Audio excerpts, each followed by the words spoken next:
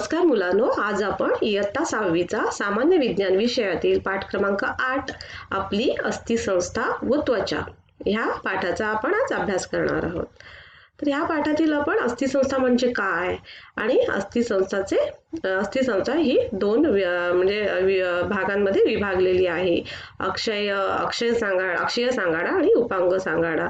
त्यातील अक्षय सांगाडा याच्याबद्दल आपण माहिती घेणार आहोत आणि आपल्या शरीरामध्ये कुठली वेगवेगळी हाड्या आहेत यांच्याबद्दल आपण माहिती घेणार आहोत. आता मला सांगा, तुम्ही गेल्या 5वीच्या वर्गामध्ये तुम्ही काही इंद्रिय संस्था पाहिल्यात आणि इंद्रिय संस्था त्यांची कार्य आणि त्यांचे शरीरातील ठिकाण याविषयी तुम्ही थोडी माहिती घेतलेली आहेत. तर आपली ही इंद्रिय असतात ही शरीराच्या एका पोकळीमध्ये सुरक्षित असतात. तर काही इंद्रियांची आपण थोडी संक्षिप्तपणे माहिती घेऊया.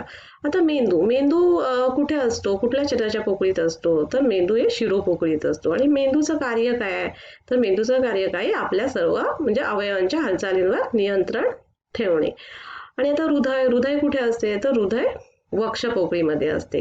ते काय असते? थोडे मधोमध, परंतु आपल्या डाव्या साईडला असते. आणि हृदयाचं कार्य काय? तर रक्ताभिसरण आणि रक्तशुद्धीकरण. म्हणजे काय? तर अशुद्ध रक्त शुद्ध करतं हृदय आणि ते शुद्ध रक्त शरीराच्या सर्व भागांना पुरवणे हे हृदयाचे कार्य आहे. आता फुफ्फुसांचं कार्य काय? फुफ्फुस कुठे असतात? तर फुफ्फुस पण वक्ष पोकळीमध्ये असतात. आणि आपल्याला 2 फुफ्फुस असतात, एक उजव्या साईडला आणि एक डाव्या साईडला असतात. आणि फुफ्फुसांचं कार्य काय? तो श्वासोच्छ्वास करणे हे फुफ्फुसांचं कार्य आहे. आणि जठर कुठे असतात? तर जठर हे उदर पोकळीमध्ये असतात. आणि जठरांचं कार्य काय? तर जठरांचं कार्य काय? तर अन्नाचे पचन करणे. आता मला सांगा, आता तुम्ही जर पडलात किंवा कुठेतरी पडलात किंवा तुम्हाला लागलं किंवा तुमचं ऍक्सिडेंट झालं तर तुमचं कधीतरी हाताचं हाड मोडतं किंवा पायाचं हाड मोडतं. मग आता आपल्या शरीरातील कुठल्याही भागातील हाड मोडते ह्याला काय म्हणतात? तर अस्थिभंग. अस्थि म्हणजे हाड, म्हणजे हाताचे किंवा पायाचे हाड मोडणे ह्याला काय म्हणतात? अस्थिभंग असे म्हणतात. तर जिथे अस्थिभंग होतो जिथे हाड मोडते तिथे काय होतं? त्या भागाला सूज येते आणि तो भाग प्रचंड दुखतो. आता तुमच्या समजा एखाद्या मित्राला कुठे अपघात झाला आणि त्याचा समजा पाय मोडला तर तुम्ही काय कराल बरं सांगा? तर तुम्ही काय करणार? त्याला तुम्ही दवाखान्यात नेणार. परंतु काय कराल? जिथे ज्या भागाला हाड मोडलंय त्या भागाची हालचाल त्याची झाली नाही पाहिजे असं तुम्ही त्याला अशा प्रकारे तुम्ही त्याला डॉक्टरांकडे न्याल. आणि काय होते? त्या भागाची सूज येते. त्यामुळे डॉक्टर काय करणार? डॉक्टर तिथे काय करतात माहितीये का? असं हाड मोडलंय आणि त्या हाडाला सूज आली आहे तर डॉक्टर काय करतात? तर क्षकिरण प्रतिमा काढतात. क्षकिरण प्रतिमा म्हणजे काय? तर एक्सरे काढतात. आता क्षकिरण ह्याचा शोध कोणी लावला माहिती का? क्षकिरण प्रतिकारांचा तर रॉन्टगेन या शास्त्रज्ञांनी क्षकिरण प्रतिमेचा शोध लावला. म्हणजे ह्या क्षकिरण प्रतिमेने काय होतं? तर त्या हाडाची जिथे सूज आलेली असते तेथील तो क्षकिरण प्रतिमा काढली जाते. मग तिथे त्या डॉक्टरांना समजतं की हाड किती मोडलंय, की हाडाला काय तडा झालाय, किती फ्रॅक्चर झालेला आहे हे त्यांना समजतं. तुम्ही असे कितीतरी मुलं किंवा प्रौढ माणसं असं प्लास्टर लावून फिरताना बघता ना कधी, मग तुम्हाला कळतं की ह्याचं हाड मोडलंय किंवा ह्याला फ्रॅक्चर झालंय. कळलं का? तर आता मला सांगा, आपल्या शरीरामध्ये आपल्या आता शरीरामध्ये जेवढी हाडं आहेत त्यांची आपण आता थोडीशी ओळख करून घेऊया. आपल्या शरीरातील हाडांची ओळख करून घेऊया. तर मला सांगा तुम्ही की तुमच्या पाठीवर तुमच्या किंवा तुमच्या मित्राच्या शरीराच्या पाठीवरून मध्यभागी तुम्ही हात फिरवा तर तुम्हाला काय जाणवेल? तर एक अशी हाडांची माळ जाणवेल, उंचवटे जाणवतील. ते म्हणजे काय असतं माहितीये का? तर ते पाठीचा कणा असतो. आता मला सांगा, तुमच्या छातीवर तुम्ही हात ठेवा. माझा कठीणपणा जाणवतोय का? तर ते कठीणपणा असतो तो काय असतो? तर तो छातीचा पिंजरा असतो. छातीचा पिंजरा कशाने बनलेला असतो? तर छातीचा पिंजरा हा बरगड्यांनी बनलेला असतो. आता तुमच्या पूर्ण हातावर, पायावरून किंवा चेहऱ्यावरून तुम्ही हात फिरवा तर तुम्हाला काय जाणवतील? उंचवटे जाणवतील की नाही? मग हे उंचवटे म्हणजे काय असतं? तर हे सांधे. काय असतात हे? उंचवटे म्हणजे सांधे असतात. आता हे तुम्हाला आता शरीराचा छातीचा पिंजरा, पाठीचा कणा आणि हे शरीरातील हे उंचवटे याच्यामध्ये काही फरक आढळला का? तर हो, फरक असतो ना. म्हणजे शरीरामध्ये काही हाडे लहान असतात तर काही हाडे मोठी असतात. म्हणजे सर्वच हाडे आपल्या शरीरामध्ये सारखी नसतात.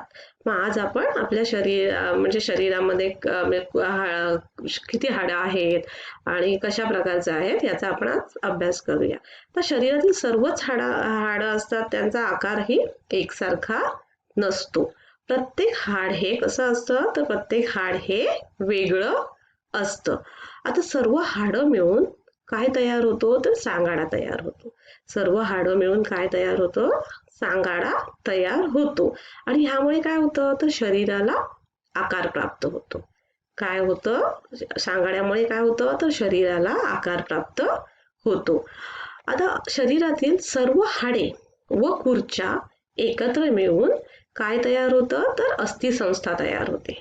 काय? तर शरीरातील सर्व हाडे व खुर्च्या एकत्र मिळून काय तयार होतं, तर अस्थिसंस्था तयार होते. म्हणजेच काय? अस्थिसंस्था म्हणजे काय? शरीराला निश्चित आकार देऊन आधार देण्याचे व शरीरातील नाजूक इंद्रियांचे संरक्षण करणाऱ्या संस्थेला काय म्हणतात, तर अस्थिसंस्था असे म्हणतात. काय? तर अस्थिसंस्था काय करते, तर आपल्या शरीराला आकार देते. अजून काय करते, तर आपल्या शरीराला आधार पण देते आणि आपले आतील जे नाजूक इंद्रिय आहेत त्यांचे रक्षण करते. त्यासाठी या संस्थेला काय म्हणतात, तर अस्थि संस्था असे म्हणतात. तर आता आपण अस्थिसंस्था म्हणजे काय हे पाहिलं. आता हाडं असतात, ही हाडांची रचना कशी असते, तर हाडांची रचना कठीण असते आणि ते हाडं लवचिक नसतात. हाडांची रचना 2 घटकांनी बनलेली असते. किती घटकांनी बनलेली असते, तर 2 घटकांनी बनलेली असते. तर जैविक घटक आणि अजैविक घटक. तर अस्थिपेशी असतात ना, त्या जैविक असतात आणि कॅल्शियम कार्बोनेट, कॅल्शियम फॉस्फेट, खनिज, क्षार ही अजैविक घटकांपासून आपले हाडे बनतात. तर कॅल्शियममुळे काय होतं, म्हणजे आपली हाडे ही जास्त मजबूत होतात. म्हणून आपल्याला डॉक्टर वगैरे म्हणतात ना, तुम्ही दूध घ्या, कारण दुधामध्ये कॅल्शियम असतं आणि त्याच्यामुळे आपली हाडं कशी होतात, मजबूत होतात. म्हणजे आता हाडांची रचना 2 घटकांनी बनलेली असते. कुठल्या? तर जैविक आणि अजैविक. आता जैविक अस्थिपेशी कशा असतात, तर अस्थिपेशी जैविक असतात आणि कॅल्शियम कार्बोनेट, कॅल्शियम फॉस्फेट, खनिज, क्षार हे काय आहेत, अजैविक घटक आहेत आणि आपली हाडे मजबूत कशा आणि ह्याच्यापासून आपली हाडं बनलेली आहेत. पण मग कॅल्शियम पासून म्हणजे कॅल्शियममुळे काय होतं, तर आपली हाडे जास्त मजबूत बनतात. तर आपण आता मानवी अस्थिसंस्था म्हणजे काय हे बघितलं आणि मानवी म्हणजे रचनेनुसार अस्थिसंस्थेचे प्रकार बघितले. आता आपण हाडांचे प्रकार बघणार आहोत. त्यांच्या आकारानुसार आपण हाडांचे प्रकार पाहणार आहोत. तर हाडांच्या म्हणजे आकारावरून हाडांचे 4 प्रकार पडतात. लहान हाडे, अनियमित हाडे, लांब हाडे आणि चपटी हाडे. तर ही लहान हाडे कुठली असतात माहितीये का आपल्या शरीरामध्ये? आपल्या हातापायाची बोटं कशी असतात, लहान असतात. मग त्यांची हाडे कशी असतात, लहान हाडे.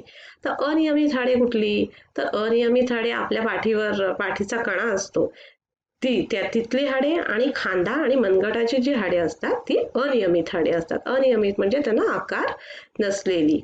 तर लांब हाडे कुठली असतात, तर आपल्या हात पाय आपले लांब असतात. मग हातापायाची जी हाडं आहेत ती कशी आहेत, तर ती लांब हाडे आहेत. चपटी हाडे कुठली असतात बरं सांगा मला. तर चपटी हाडे कवटी आणि चेहऱ्याची जी हाडं असतात ती चपटी असतात. म्हणजे आता हाडांच्या आकारानुसार हाडांचे प्रकार किती असतात, लहान हाडे, अनियमित हाडे, लांब हाडे आणि चपटी हाडे. लहान हाडे हातापायाची बोटांची हाडे, अनियमित हाडे पाठीचा कण्यामधले हाडे किंवा मनगट आणि खांद्यामधले हाडे. लांब हाडे कुठली, तर हात आणि पाय आणि चपटी हाडे कुठली, तर शरीराची म्हणजे चेहऱ्याची आणि कवटीची हाडे.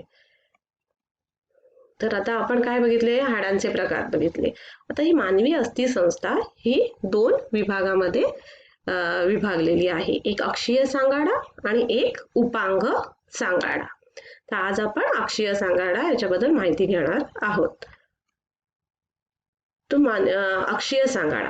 आता अक्षीय सांगाडामध्ये काय होतं? अक्षीय सांगाड्यामध्ये कवटी, पाठीचा कणा व छातीचा पिंजरा यांचा समावेश होतो. आता हे सर्व कुठे असतात? तर शरीराच्या मध्यभागातून जाणाऱ्या रेषेभोवती असतात. कुठे असतात? तर शरीराच्या ही हाडं कुठे असतात? तर शरीराच्या मध्यभागातून जाणाऱ्या रेषेभोवती असतात, म्हणजे शरीराच्या मध्यभागी असतात. आता उपांग सांगाडा. उपांग सांगाडा हा मध्य रेषेच्या बाजूंच्या हाडांचा मिळून तयार झालेला असतो. कसला तयार झालेला असतो? तर मध्य रेषेच्या बाजूच्या हाडांचा मिळून तयार झालेला असतो. हात, पाय ह्या हाडांचा समावेश या उपांग सांगाड्यामध्ये होतो. आता अक्षीय सांगाडा आणि उपांग सांगाडा ह्याच्याबद्दल आता आपण अक्षीय सांगाड्याबद्दल सविस्तर माहिती पाहूया. आता त्याच्या अगोदर मला सांगा की आपल्या शरीराची वाढ होताना हाडांची लांबी व आकार सुद्धा वाढतो. म्हणजे आपलं जसं शरीर वाढतं तसं आपल्या हाडांची लांबी आणि आकार सुद्धा वाढत जातो. लहान मुलांच्या वयानुसार त्याच्या हाडांची लांबी व आकारात फरक दिसून येतो. परंतु शरीराची वाढ ही एका विशिष्ट मर्यादेपर्यंतच होते. माहिती आहे ना, आपल्या शरीराची वाढ ही एका विशिष्ट मर्यादेपर्यंतच होते. पण मग उंच व्यक्तीच्या पायातील हाडांची लांबी अधिक असते. आता हा मानवी अस्थिसंस्थेचे जे भाग आहेत, आपण आता जो अक्षय सांगाडा शिकणार आहोत, तर तो तुम्ही अक्षय सांगाड्यामध्ये काय काय येतं? पाठीचा कणा, छातीचा पिंजरा आणि कवटी यांचा समावेश होतो. त्याच्याबद्दल आपण अधिक माहिती घेऊया. आता कवटी, डोक्याची व चेहऱ्याची हाडे मिळून कवटी बनते. कसली? तर डोक्याची व चेहऱ्याची हाडे मिळून कवटी बनते. ही हाडे कशी असतात माहिती आहेत का? ही हाडे आकाराने चपटी असतात, सपाट व मजबूत असतात. आणि डोक्यात किती हाडे असतात माहिती आहे तुम्हाला? डोक्यात 8 हाडे असतात आणि चेहऱ्यामध्ये 14 हाडे आहेत. आणि एकूण म्हणजे किती हाडे असतात? तर 22 हाडे असतात. कवटीमध्ये किती टोटल हाडे असतात? तर 22 हाडे असतात. डोक्यात 8 असतात आणि चेहऱ्यामध्ये 14 हाडे असतात. खालचा जबडा सोडून इतर कुठल्या हाडांची आपली हालचाल होते का? तर हालचाल होत नाही. फक्त खालचा जबड्याचीच आपली हालचाल होते. तुम्ही करून बघा, तुमच्या जबड्याचीच फक्त हालचाल होते ना, बाकी सर्व कुठल्या हाडांची हालचाल होते का? तर कुठल्याही हाडांची हालचाल होत नाही कवटीच्या. म्हणजे आता कवटीला टोटल किती हाडे असतात? तर 8 हाडे चेहऱ्यामध्ये असतात आणि 14 हाडे कुठे असतात? चेहऱ्यामध्ये असतात. 8 हाडे डोक्यात असतात आणि 14 हाडे चेहऱ्यामध्ये असतात. म्हणजे एकूण कवटीमध्ये हाडं किती असतात? तर 22 हाडे असतात. तर छातीचा पिंजरा. छातीमधील पिंजऱ्यासारखी जी रचना असते त्याला काय म्हणतात? छातीचा पिंजरा. असं छातीमध्ये पिंजऱ्यासारखी रचना असते त्याला काय म्हणतात? तर छातीचा पिंजरा. तुम्ही तुमच्या छातीला म्हणजे छातीवर बोट ठेवून बघू शकता की मध्ये तुम्हाला मध्ये उभं एक चपटं हाड असं जाणवेल आणि दोन्ही बाजूला तुम्हाला आडव्या अशा चपटी हाडं अशी जाणवतील. बघा तुम्ही हात लावून बरं, जाणवतात का तुम्हाला? तर काय असतं की छातीमधील पिंजऱ्यासारखी जी रचना असते त्याला काय म्हणतात? छातीचा पिंजरा. आणि जे मध्ये एक चपटे उभे हाड आहे ते तुम्हाला लागलं का हाताला? तर त्याला काय म्हणतात? उरोस्ती म्हणतात. काय म्हणतात? उरोस्ती. उरोस्तीला आडव्या चपट्या बरगड्यांच्या 12 जोड्या जोडलेल्या असतात. म्हणजे दोन्ही साईडला 12 अशी 24 जोड्या, म्हणजे 24 असतात बरगड्या आपल्या. तर आणि 24 बरगड्या आणि तो मध्ये एक उभे चपटे हाड, असे 25 हाडांचा मिळून छातीचा पिंजरा तयार होतो. आणि हा पाठीचा पिंजरा आहे ना, हा मागून पाठीच्या कण्याला जोडलेला असतो. पाठीचा पिंजरा मागून पाठीच्या कण्याला जोडलेला असतो. म्हणजे आता किती टोटल हाडं असतात पिंजऱ्यामध्ये? तर 25 हाडांचा मिळून छातीचा पिंजरा तयार होतो. छातीमध्ये एक उभे चपटे हाड असते त्याला काय म्हणतात? उरोस्ती म्हणतात. आणि उरोस्तीला आडव्या चपट्या बरगड्यांच्या 12 जोड्या जोडलेल्या असतात. म्हणजे 24 बरगड्या असतात आणि एक उरोस्ती, अशी मिळून 25 हाडं छातीच्या पिंजऱ्यामध्ये असतात. पाठीचा कणा. आता पाठीचा कणा कसा असतो? तर कुलपासारख्या आकाराची हाडे एकमेकाशी उभी सरळ जोडून पाठीचा कणा बनतो. कशी असतात ही म्हणजे कुठल्या आकाराची हाडं असतात, तर ही कुलपासारखी असतात. आणि ह्याच्यामध्ये किती, पाठीच्या कण्यात किती हाडं असतात, तर 33 हाडं असतात. किती, 33 हाडे असतात. प्रत्येकाला काय म्हणतात, मणका म्हणतात. प्रत्येकाला काय म्हणतात, मणका. ती म्हणजे ही हाडं कशी असतात, लवचिक असतात. लवचिक असून एकावर एक अशी रचलेली असतात. त्यामुळे आपण सरळ बसू शकतो, वाकू शकतो. त्याच्यामुळं म्हणून ती हाडे कशी असतात, तर लवचिक असतात. एकावर एक अशी रचलेली असतात. तर मेंदूतून निघणाऱ्या चेतारज्जूचे संरक्षण कोण करतं, तर पाठीचा कणा हा चेतारज्जूचे संरक्षण करतो. आता जर आपल्याला पाठीचा कणा नसता तर काय झालं असतं, मग आपण सरळ उभे राहू शकलो असतो का, किंवा बसू शकलो असतो का, तर नाही. मग मला सांगा तुम्ही, पाठीचा कणा कुठल्या प्राण्यांमध्ये नसतो, तर साप, झुरळ, गोगलगाय ह्या प्राण्यांमध्ये पाठीचा कणा नसतो. तर आपण आता पाठीच्या कण्यामध्ये किती हाडं असतात, ह्याच्यात 33 हाडं असतात. आणि ह्यांचा हाडांचा आकार कसा असतो, तर कुलुपासारखा असतो. आणि ती एकमेकांशी उभी सरळ जोडून तो पाठीचा कणा बनतो. तर आज आपण काय शिकलो, तर अस्थिसंस्था म्हणजे काय. तर अस्थिसंस्था म्हणजे काय, तर शरीराला अस्थिसंस्था काय करते, एक निश्चित आकार देते, आधार देते आणि आपल्या आतील इंद्रियांचे संरक्षण करते. जी संस्था संरक्षण करते या संस्थेला काय म्हणतात, तर अस्थिसंस्था असे म्हणतात. अस्थिसंस्था अस्थिसंस्था ही दोन भागांमध्ये विभागलेली आहे. एक अक्षीय सांगाडा आणि एक उपांग सांगाडा. अक्षीय सांगाडामध्ये काय पाहिले आपण, त्याच्यामध्ये कवटी, पाठीचा कणा आणि छातीचा पिंजरा यांचा समावेश होतो. आणि आता आपण पुढच्या भागामध्ये उपांग सांगाडा याच्याबद्दल आपण माहिती घेणार आहोत. धन्यवाद.